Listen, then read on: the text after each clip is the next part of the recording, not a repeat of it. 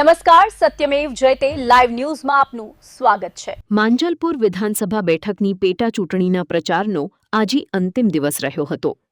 આ અવસરે ઉમેદવાર ભીખાભાઈ રબારીએ કાર્યકરો અને સમર્થકો સાથે વિસ્તારના વિવિધ વિસ્તારોમાં વ્યાપક જનસંપર્ક અભિયાન હાથ ધર્યો હતો। પ્રચાર દરમિયાન ભીખાભાઈ રબારીએ મતદારો સમક્ષ પોતાના પક્ષના વિકાસના મુદ્દાઓ રજૂ કર્યા અને લોકસમર્થન મેળવવાનો પ્રયાસ કર્યો। મોટી સંખ્યામાં કાર્યકરો અને સમર્થકો જોડાતા સમગ્ર વિસ્તારમાં ઉત્સાહભર્યો માહોલ જોવા મળ્યો હતો। આ પ્રસંગે ભીખાભાઈ રબારીએ જણાવ્યું હતું કે તેમને વિસ્તારની જનતાનો સારો પ્રતિસાદ મળી રહ્યો છે અને તેઓ જંગી બહુમતીથી વિજય મેળવશે તેવો સંપૂર્ણ વિશ્વાસ છે।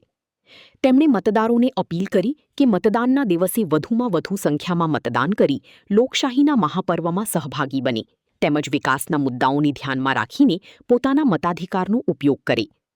હવે પ્રચાર પૂર્ણ થતાં તમામની નજર મતદાન અને પરિણામના દિવસ પર છે, જ્યાં મતદારોનો જનાદેશ માંજલપુર વિધાનસભાની ચૂંટણીનું પરિણામ નક્કી કરશે। 30 તારીખે માંજલપુર વિધાનસભાની પેટા ચૂંટણી માટે મતદાન થવાનું છે, ત્યારે જે રીતનો માહોલ છે, કોંગ્રેસના ઉમેદવાર ભીખાભાઈ જે નક્ષિક પ્રમાણિક અનુભવી બળેલાને માંજલપુરના સ્થાનિક ઉમેદવાર છે, એમને ચારે તરફ આવકાર મળી રહ્યો છે અને ખાસ કરીને માંજલપુરની જનતા જે વડોદરા કોર્પોરેશનનો ભ્રષ્ટાચાર છે, દર વર્ષે ભાજપના ભ્રષ્ટાચારને કારણે જે આખું વડોદરા શહેર ડૂબે છે, માંજલપુર ડૂબે છે, જે ચારે તરફ તાનાશાહી ચાલે છે, મોંઘવારી, બેરોજગારી અને જે રીતે દિલ્હીમાં વિદ્યાર્થીઓ પર અત્યાચાર થયો, આખા દેશમાં શિક્ષણ વ્યવસ્થા પરીક્ષા પદ્ધતિ પર સવાલ ઉઠ્યા છે, પેપર લીક થાય છે, આ બધા જ મુદ્દાનો જવાબ માંજલપુરની જનતા 30 તારીખે કોંગ્રેસના ઉમેદવારને આશીર્વાદ આપીને આપવા જઈ રહી છે।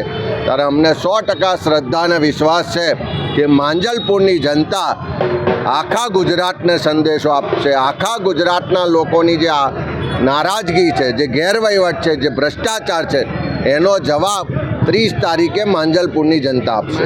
ભાજપનું ગઢ દેખાઈ રહ્યું છે, લાગે છે આપણે આ વખતે સ્થાનિક ઉમેદવાર માટે લોકોને ખૂબ અપેક્ષા છે અને ભીખાભાઈ પણ એક એવા ઉમેદવાર છે કે જેમણે આખી જિંદગી આ વિસ્તાર માટે, સમાજ માટે સમર્પિત કરી છે અને સાથે સાથે જે પ્રજા ત્રસ્ત છે, ભાજપની ટ્રિપલ એન્જિન સરકાર પણ દર વર્ષે ચોમાસામાં આખું વડોદરા ડૂબે, માંજલપુર ડૂબે, ચારે બાજુ ભ્રષ્ટાચાર છે, તાનાશાહી છે, એક એક પરિવાર મોંઘવારીને કારણે ત્રસ્ત છે, શિક્ષણનું વેપારીકરણ થયું છે, યુવાઓને રોજગાર નથી મળતો, આ બધા જ મુદ્દાઓને લઈ અને જનતા આ વખતે મતદાન કરશે। હું માનું છું કે લોકશાહીમાં ગઢ તો જનતા બનાવતી હોય છે અને ગઢ તોડવાનું કામ પણ જનતા કરતી હોય છે।